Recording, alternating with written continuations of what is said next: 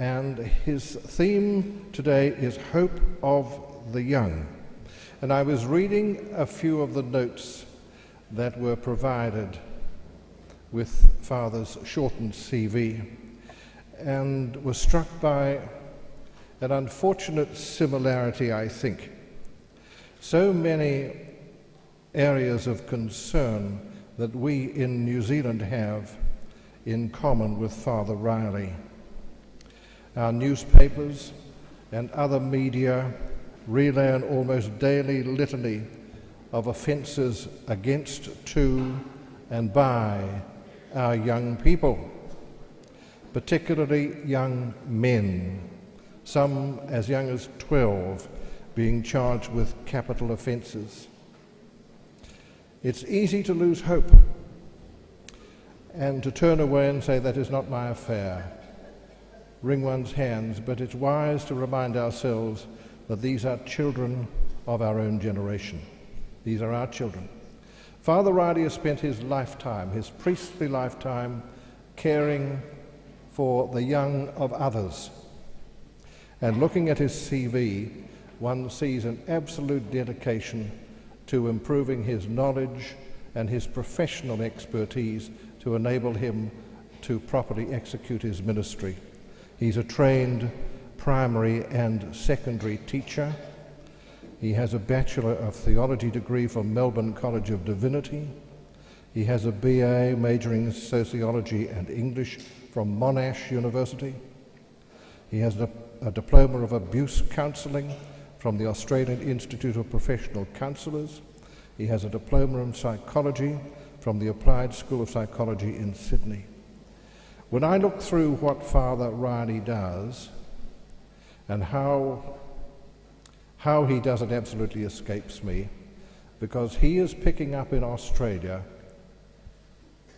more than some of the problems that we are facing in New Zealand. But these are some of our children's children and some of our children. The problems we have in common with Father Riley.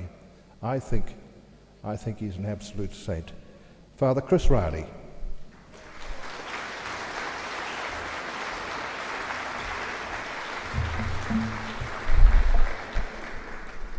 Thank you for that welcome, and it's good to be over here. I do look after a lot of your bloody kids over in Australia, I have to say. There's stacks of them over there and causing all sorts of troubles for me. I noticed they had my initials after my name in your program as AM. That's not my religious congregation, that's the Australian medal. My religious congregation is Salesian, SDB, and we actually were coming to existence to work with marginalised and disadvantaged young people. And I'm really lucky. When you look at the young people around today, they don't really know where they're going. Whereas I saw Boys Town, the old Boys Town movie, when I was 14, and said then, I'm going to be a priest to work with kids like they had at Boys Town. And because I was so shy and introverted, and lived with my animals more than people, and would run out the back door when visitors came, my mum and dad decided I needed to go to boarding school. And they sent me to a boarding school that was recommended by the nuns who taught me because it was cheap. It was $120 and we weren't very rich. And 3 months after being in that boarding school, I was just playing footy, and this big blue bus came in with Boys Town on it. I'm thinking, what the hell is this? And I said, what's this? And the brothers who were teaching me said, we own Boys Town in Sydney. And so I said, that's where I'm going at the age of 15. And my mum's not Catholic, so I said to Mum, I'm becoming a priest. And she said, I won't ever speak to you again. and I said, she would just pick me up from a dance.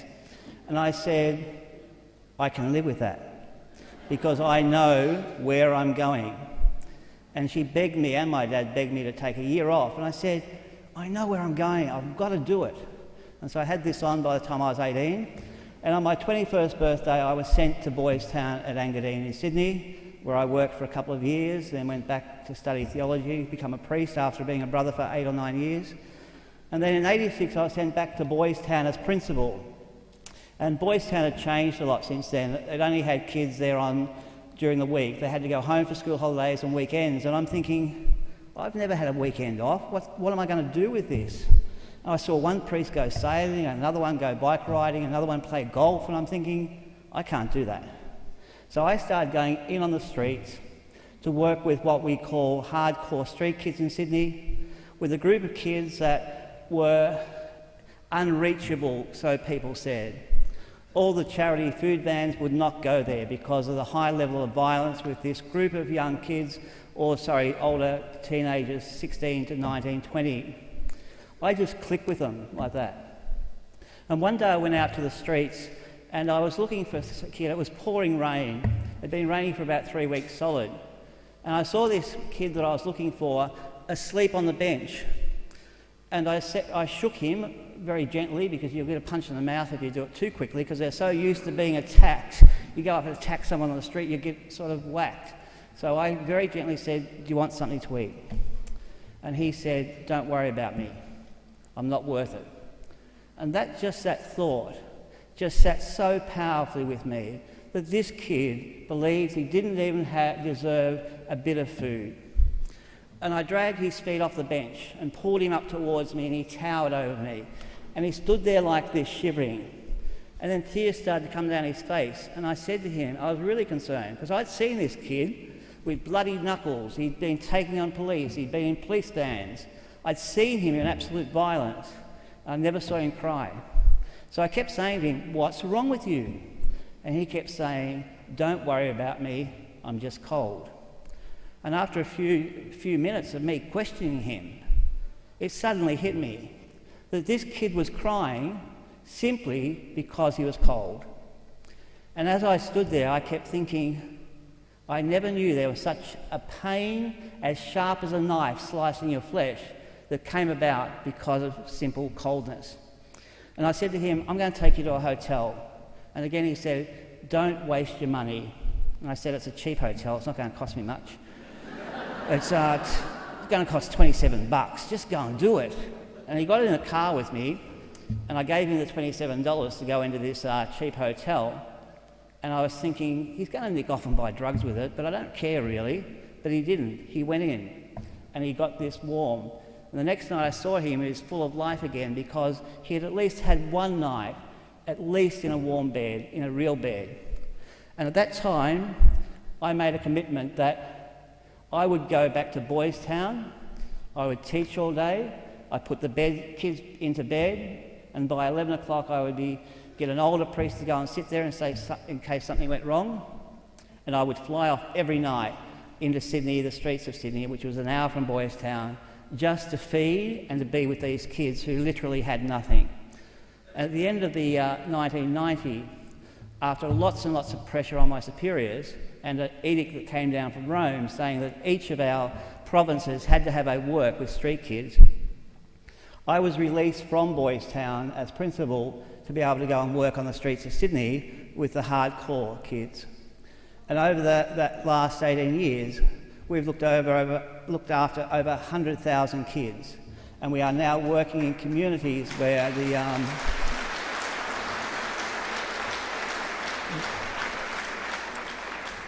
we're now working in very troubled communities, and I don't know if you see any. I don't know if did we send any DVDs over, John? Did we? No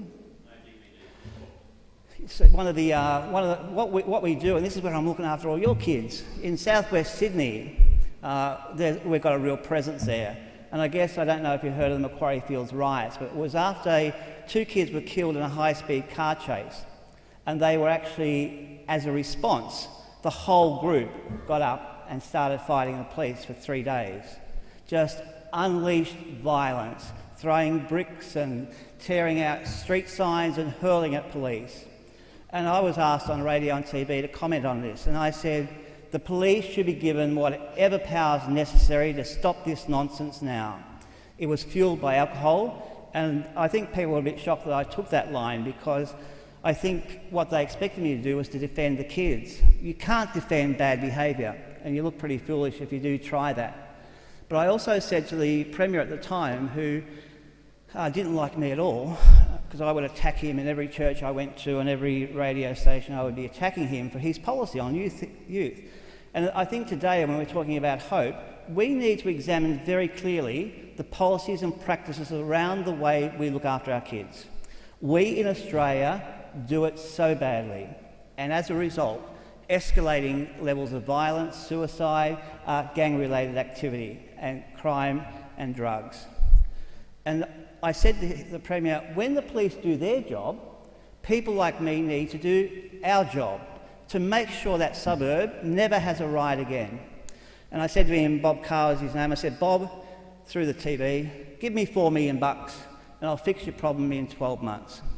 And he said, as traditional politicians do, probably over here as well, we'll do an audit of what Macquarie Field needs and then we'll let you know. And I said, well, I've written you a 16-page letter telling you exactly what this community needs. And so because I've been so outspoken, I said, well, I'm going to have to go in there without the money to make sure that I put my words into action.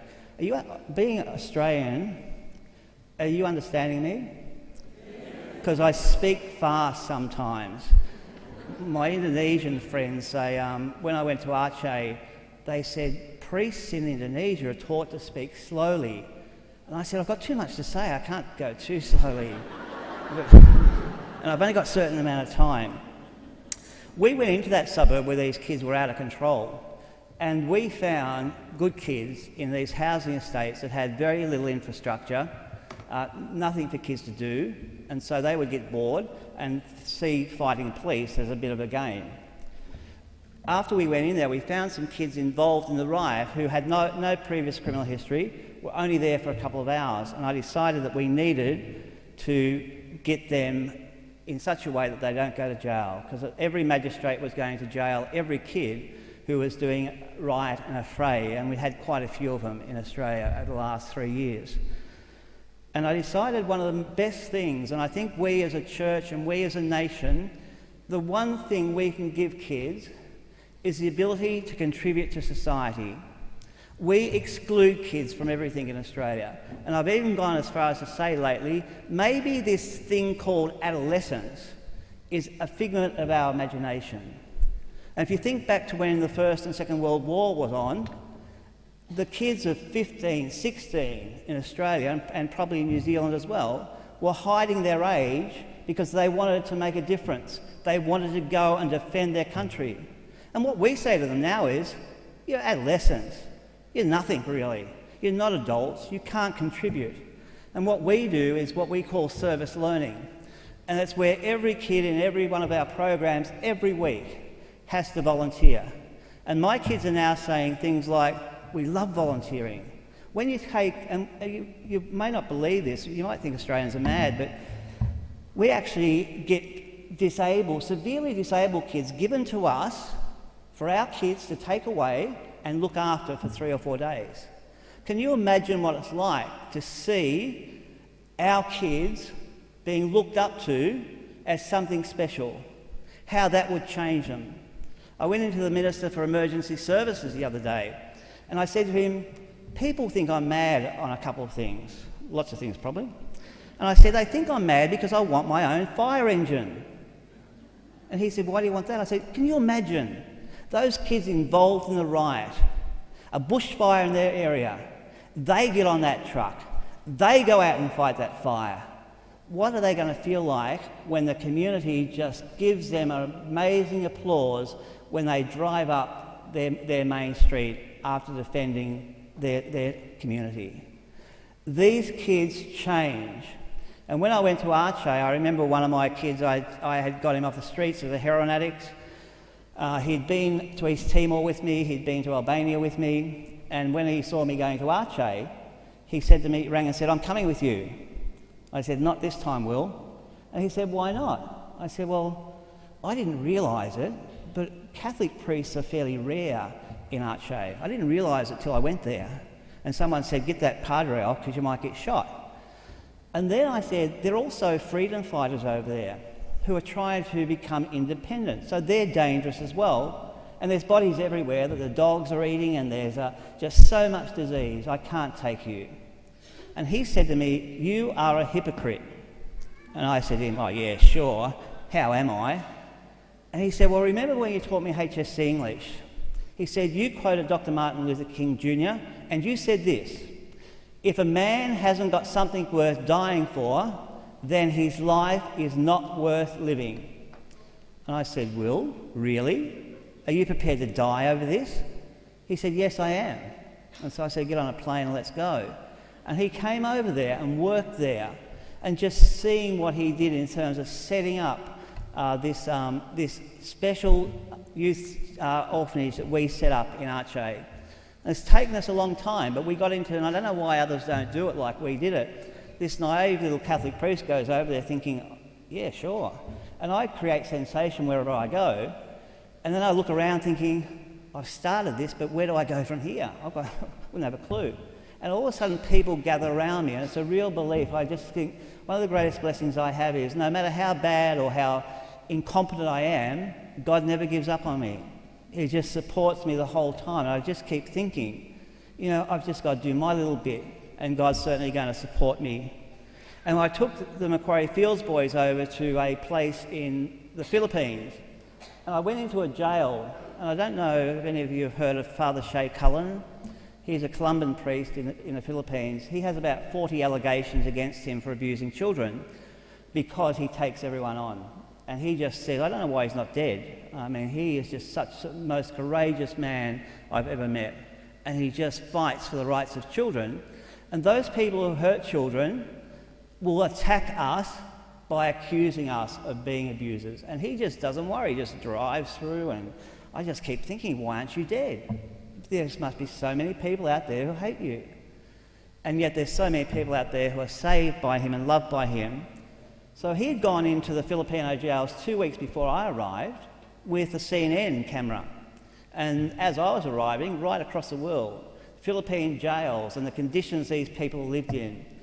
And I hear this every day of my life, I have to say. And even though I've been doing this for 34 years, I can't get used to it.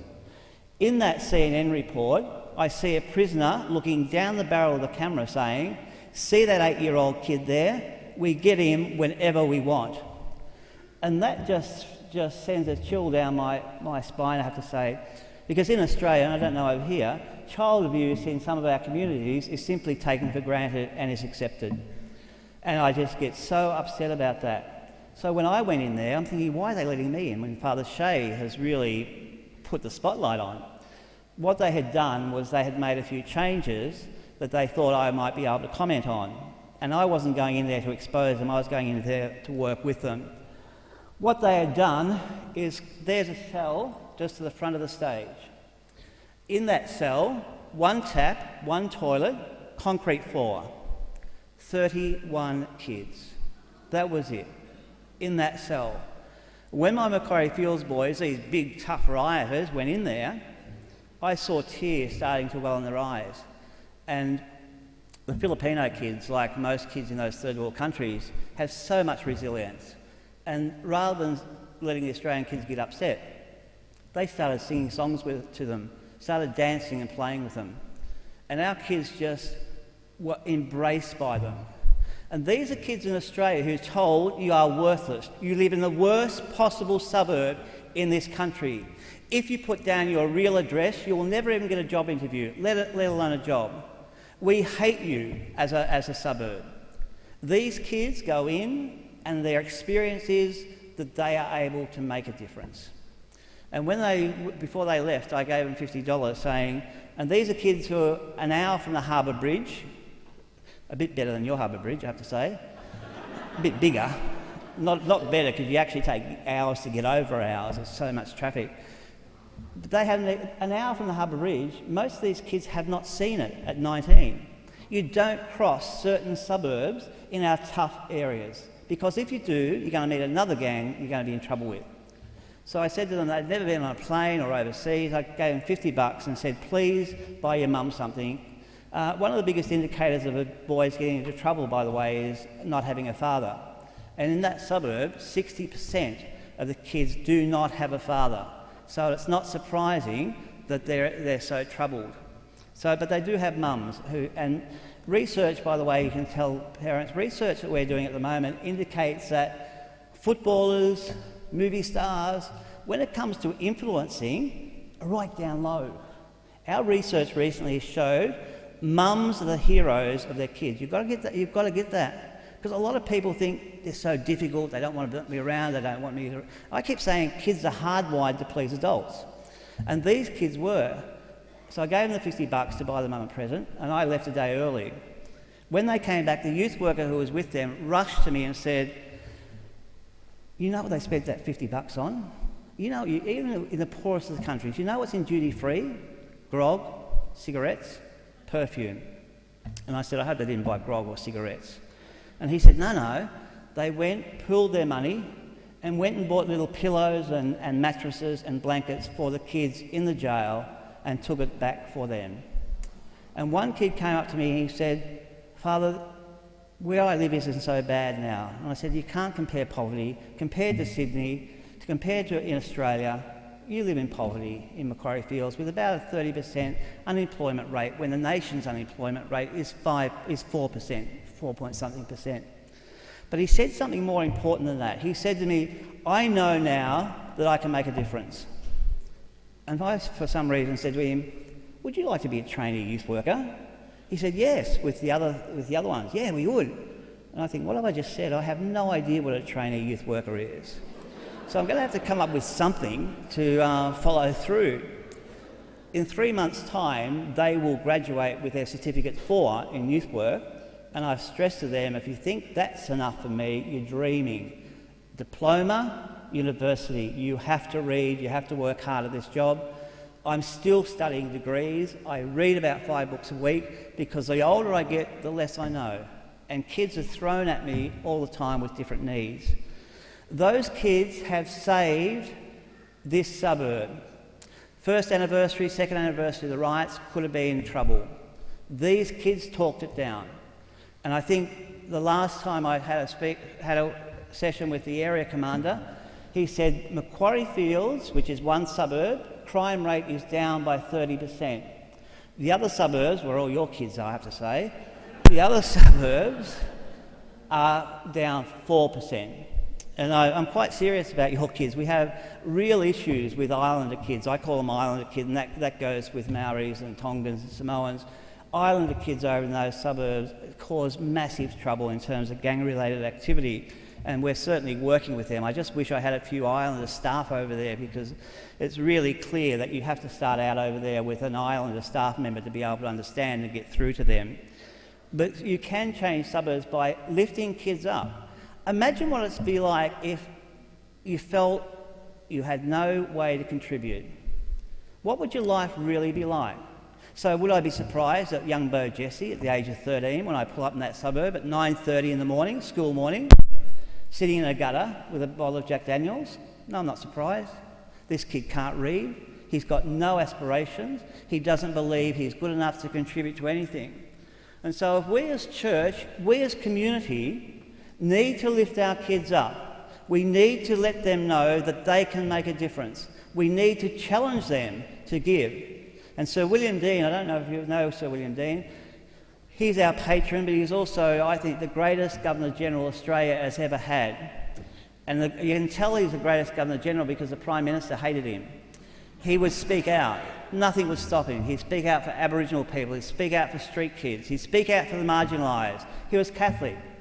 And I believe if you're truly Catholic, truly Christian, you must be a voice for those who have no voice. And if people don't like you because of it, big deal. Who really cares? And I guess I keep focusing on the cross of a God who broke down and broke into our humanity, was killed for us, very unpopular, where people cursed him and hated him and crucified him, and he challenges us to walk his way. That doesn't mean we have to be popular.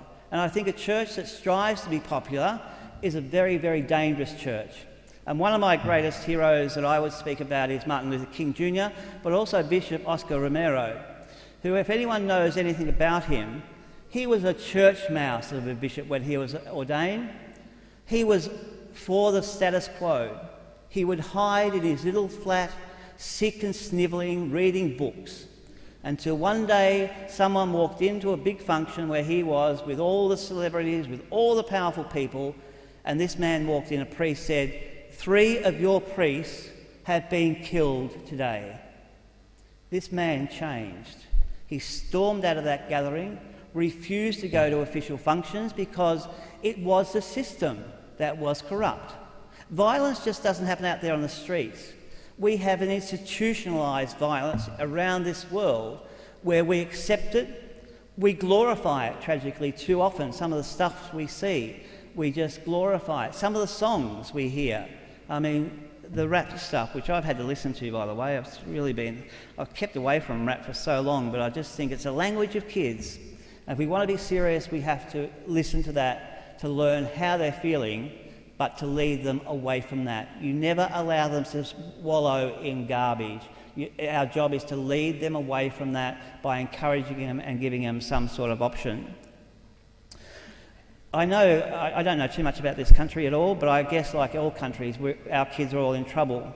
I will fight things like policy and procedure from people with things like when the Premier would come out and say, when we catch those firelighters, those little buggers who lit those fires, I will humiliate, degrade and traumatise them.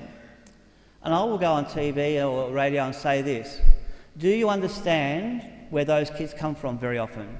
Do you understand the rage in that? And if they're doing terrible things, they're doing it because something's terrible being done to them. We have to fix what is being done to them so they never light fires again. But if you humiliate, degrade and traumatise them, the response you'll get will be greater violence. If I started yelling at John, telling him what a mongrel he was and how awful he was, he wouldn't say thank you. He'd want to punch me out. Making someone feel bad doesn't help them be good. And it's really important we get that. And I guess a lot of the communities I'm dealing with from the island is an intense, ingrained violence. I've got a call about a group of Islander kids in Bankstown, which is a really troubled area with a lot of Muslims in it as well. And the MP said to me, I can't believe it. These kids have stabbed someone and they were in church 2 hours beforehand. I said, do you know what church means for them? They have to go. They have to go for long hours. They talk about peace and kindness and forgiveness. They go home and come home half an hour late and beaten up. And so they go out in the streets and they beat others up because that's what has been modelled. And I keep saying to people, we've got to get it. Kids may not listen to adults, but they do what adults do. And we get shocked that there's drinking, binge drinking. Well, we model. Any celebration has to be people get drunk in our country. And we've just got to understand it. And I'll say this to finish with this story in terms of why we've got to understand. I keep saying to people, behaviour is language. Do you understand when a kid is acting out, he's trying to tell us something? He can't put it into words, but we have to work out what he's trying to say. And so I'll give you an example of that, and I'll give you an example of where the rage in so many of our kids, and I guess your kids, come from. And I'd be foolish to say that you're in a land of dreams. I know you will hear stories about every country, and I think ours is one of the worst, to be honest, the way we treat our kids. This young man came into my classroom, and I have a reputation. You don't back answer me. You don't swear. I don't swear at people. You don't yell, and you do your work. And I'm really lucky that kids tell the new kids about me before I get into the classroom. I think that's great.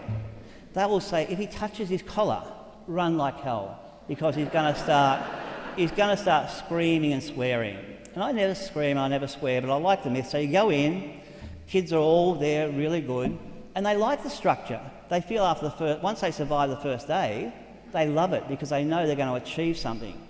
But this big kid, a 14-year-old, 6 foot, I came in and he had been told the stories about me. He had decided he was going to take no notice. So I walked in and I said, you can do your spelling. And if you get a spelling word wrong, I said to my class, I said, I love you guys so much that every word you get wrong, I'll give you an opportunity during recreation to write it out 50 times. Well, this kid said to me, your programs are F'd and you can go and get F with your spelling. Oh, no. I just turned 50, I think, the day before or something. I'm thinking, I'm too old for this. And I said to him, well, you can go and pack your bags and I'll drive you to the nearest detention centre because this is not a jail. You don't have to be here. And I don't want you here if you're going to have that attitude. So he stormed off and I stormed off. And this saying jumped in my head, behaviour is language. What is this kid trying to tell me? So I went and read his file and I knew exactly what he was telling me in 5 minutes.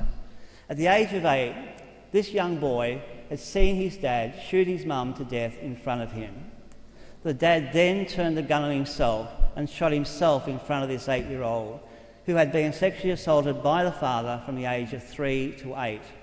And this father ruled the family in rage. He'd locked in every window in the house. So the family didn't know if it was night or day, which week, which month. He would turn on the lights when he wanted to control and terrorise them. So the kid's message to me was pretty clear. My mum and dad are the two people who should have loved me most, have let me down. So why would I trust any other adult? So I went to one of my Aboriginal staff members and I said, whatever happens today, this kid cannot leave us. He has been passed from one person to another and we're going to take a stand. We're going to take whatever he throws at us. And the youth worker said, what if I take him out in the bush? I said, oh yes, please. That'll save my walls, my doors, my windows. He was going into staff members with a knife and saying to my teachers, getting a pair of scissors, saying, someone's going to die here today. I said, my teachers will put up with that for a week maybe, but it's going to be wearing. And so they took him out in the bush with these words to the youth worker, whatever you do, this is not a party.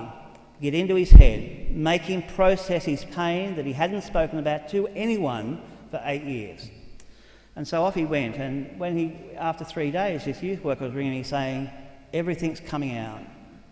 And I keep thinking, I just got to give this message to everyone, no matter how damaged a young person is, with patience, time and the right touch, you can reclaim them.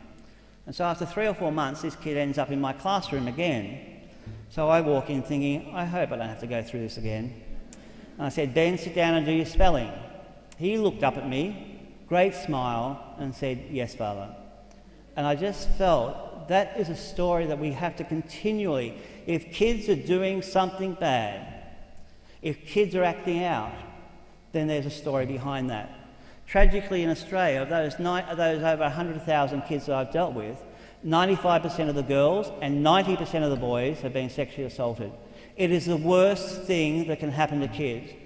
Two of my good friends from this country, a 36 and 37-year-old, very highly professional people. One's probably one of the most famous actors in Australia, just finished a run. Another one works for an advertising company, it's all over here.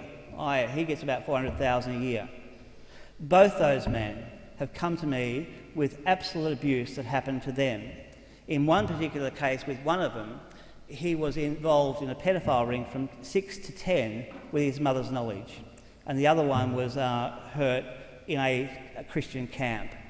We've got to know this is happening to our kids, and I speak strongly about this and don't apologise for it because our kids are hurting like hell and only we can help them. And I guess what I invite churches and groups to do is, families are being destroyed. The only way we can rebuild is by creating extended families, by saying, okay, and we've got some Aboriginal girls where when your extended family is gone, who teaches you how to be a mum or a dad? Who teaches you those things? Aboriginal cultures, it was every child is the responsibility of every adult. Those communities are so fractured by division and alcohol that kids are no longer safe in those communities.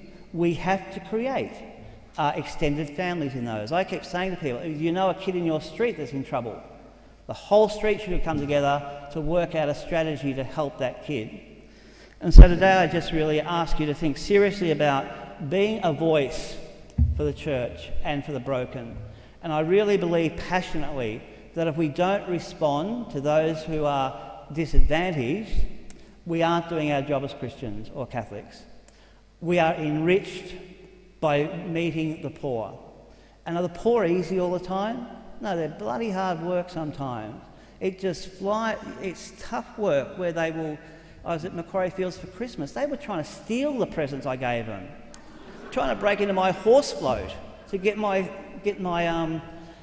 presents, more. And then one girl came up and said, "We didn't get a present, Father." I said, "Okay, I'll try and find something." And one of the youth workers came up, she did. I just said, "You are so selfish, you know, you just want and want." I only got $25 gift voucher. I'm thinking, I'm not your parent. $25 of gift voucher is not a bad present from a stranger in a sense. And so they aren't, I guess, very grateful. The other thing I think I've taken on is the division between religions. And I recently was, being in Aceh, I have a fairly strong affiliation with the Muslims over there. And I was sent to a community on Australia Day that was anti-Muslim, and there was a Reverend Fred Nile, who's a politician, had gone into that town with 600 people in a hall like this and denounced Muslims. And they were fearing there was going to be a riot there on Australia Day. And I'm thinking, here I am, I'm lucky to be the Australian Day ambassador to this town. But what he did, I just can't see how anyone can do it. When you look at Jesus Christ, there's no angle that I can find that encourages hatred from him, hatred of anyone. And again, we need to stand firm that people do not manipulate Jesus Christ to be an instrument of hate. And I spoke out very strongly. You know, it came up in the newspaper after I come back, Riley slams Nile. And it was this, the God of hate. We cannot use Jesus Christ as a God of hate. We have to, I guess, the things that I'm judged on, and I think go to Matthew 25, I think it's the only passage I know, but it says, "Did you feed the hungry? Did you visit prisoners?" And I make sure I do those things. Do you go and visit the lonely? Do you, in this country, for example, we're such a great networking country, an old lady can die in a house and no one knows for a year later. Do you have that sort of stuff? The aloneness and the isolation in our community. We need to be challenged to connect our communities, and Christ certainly did that. I'll finish off with this quote, who is, as I said, one of my greatest heroes, Oscar Romero. He said, "How I would like to engrave this great idea on each one's heart. Christianity is not a collection of truths to be believed, of laws to be obeyed, of prohibitions. That makes it very distasteful. Christianity is a person, one who loves so much, one who calls for our love. Christianity is Christ." And I really challenge you today to take that seriously. I was with the Cardinal the other day, and a lot of people think the Cardinal and I would not get on. We come from miles apart. He's very conservative, but we get on so well. He just we're good friends. But he, unfortunately, is in a room with me. Whenever he's with me, I'm speaking. So he's my prime target. He said to me, I was in trouble in one town because I described it as racist. I mean, 2 Aboriginal boys hit 2 punches and killed a white kid, and all hell broke loose, and it should have, I guess. But when I went to that town, I said racism was behind that, and racism is entrenched in our community. And I'll talk a bit more about that tomorrow and talk a bit more around the theory of that. But therefore I was hated. The mayor thought I was the worst. And then I exposed a group of Aboriginal girls from ages 11 to 16 who at 3 a.m. were going up to be prostitutes. And I said, that's not prostitution, it's child abuse. And it's happening in your perfect little town. So again, I wasn't very popular. So a group wrote to the Cardinal complaining about me.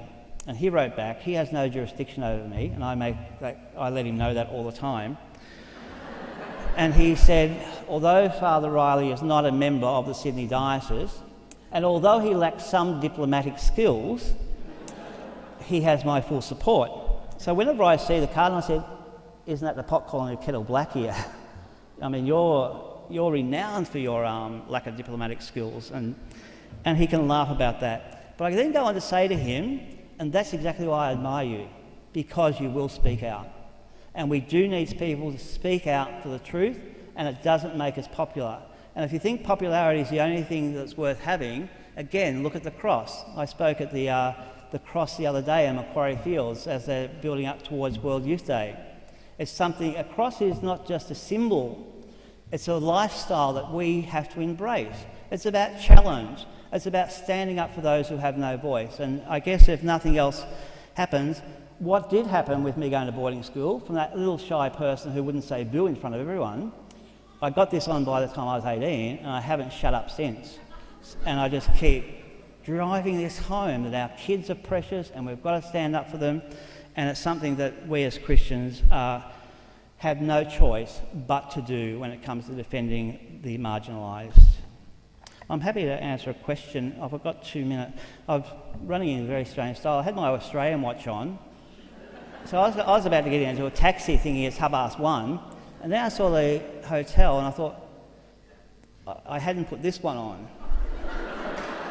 Because I was actually waiting on the plane. They were saying, welcome to New Zealand, blah, blah, blah. They always say on other planes, and the time, local time now is, never said it, so I put it in my pocket and forgot about my New Zealand time. So I've got 5 minutes if you did want to ask. And if you did want to ask a question, there's a microphone here, I think.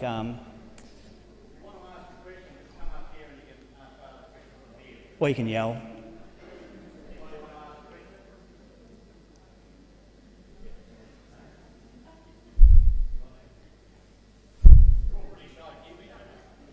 No, they just want me to shut up, I think.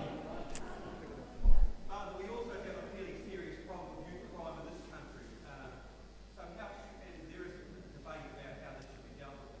How, in your opinion, should society deal with youngsters who do commit serious criminal offences, arson, murder, very serious assault? Our strategy is so simple.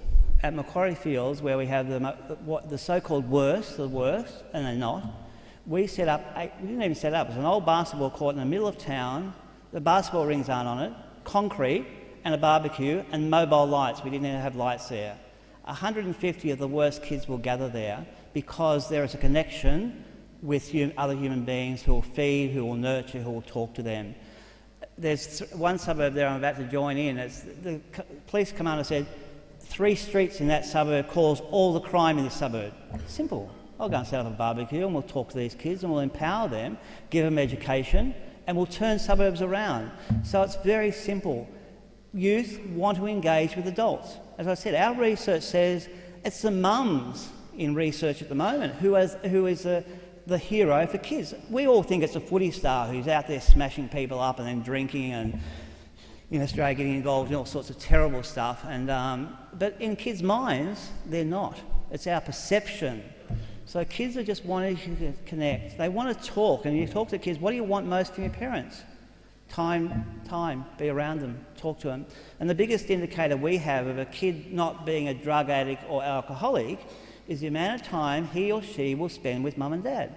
They're talked to, they're listened to, you know them. It's the kids who don't have that connection that will do crazy things. Now, I'm not saying, because I know there's maybe a person in this room thinking, well, I did the best I could and the kid went off the rails. Yeah, that happens too, when you can't explain something. But generally, good kids are kept good by being connected to their parents, and that's really important. We've got to get a message out, because I don't know, in New Zealand, in Australia, we think adolescents don't want to be around us. They do. And we need to get that happening, and just connecting with kids is really reduces crime and antisocial behaviour. We push them away from us. In your newspapers, I guarantee there's probably never one good story about kids. You'll hear all the worst of the worst. You won't hear that my kids will look after disabled kids. You won't hear that my kids go to East Timor or Arche or wherever. You don't hear those stories because journalists won't print them. And we need to change that even, change the culture of journalists and media. We prevented the extra riots happening in Macquarie Fields because the media trust us so much. They didn't come in. If they had come in on that certain day, at the first anniversary, there would have been escalation. But because we've done good stories beforehand, so you can change if you're really fair dinkum and respond to media all the time. But getting good stories out there and counteracting politicians, I don't know if you have them in Australia, we will lock them up for longer. Bob Carr, my good mate, will say, we will build 3 more jails this year. So I'd be on the radio the next day saying, Bob, build 3 every year. Because with that mentality, you'll increase the number of people in jail. People are made worse by being in jail generally, so there'll be more and more criminals. So 3 every year with that approach of tough law and order. Having said that, you'll also hear me in Australia say this. Child abusers and repeat violent offenders, keep them there for life. Never let them out, because they will do it again, particularly child abusers. So I take that tough line there. But when it comes to kids, do everything in our power before jailing them. And again, I try and be evidence-based. You probably think I'm being a pain in the neck being evidence-based, but when you say stuff, you've got to have it backed up. And certainly research shows that the biggest indicator of a kid going in and out of jail for life is putting him there in the first place. If you find other ways of getting... If that young Ben, if we hadn't fixed him, he would have killed. I was sure of it. That day when he was enraged and he was going to teachers saying someone's going to die, he would have killed. But because we spent time churning him around, he's now got an apprenticeship, it not only saves the government millions of dollars, but actually gets a kid back on track. And it might sound trite, but I find kids so easy to engage. You just be upfront with them, you just go directly to them. Kids tell me anything because I ask a straight question. Even women tell me everything. I'll say, how old are you? And they say, people don't normally ask that. I said, well, I ask abnormal questions. And you're so confronted, you blurt it out before you have time to think about it. And that's really an important way of engaging kids. When I tell kids off, people have studied me, I'll come up and tell you off. You know when kids answer you back? I've already gone before the kid's opened his mouth, and you think, you just blasted me, I'm about to tell you off, and he's not even there anymore, he's walked off and turned away. So there are good ways of engaging them. Tomorrow I'll speak a bit more about the, not the experience aspect, I will bring that in as well, but I'll talk about some other topics that I think are pretty important. Racism is one of those. I feel we as a nation, we as a world need to fix racism and stop pretending that it's an issue. It's a major issue in our country anyway, I don't know about yours, and you're miles ahead with your First Nation people. Our First Nation people have just got the first apology from the new Prime Minister, so we really treated them bad, and I'll talk a little bit about that as well tomorrow. So thank you. Is that okay?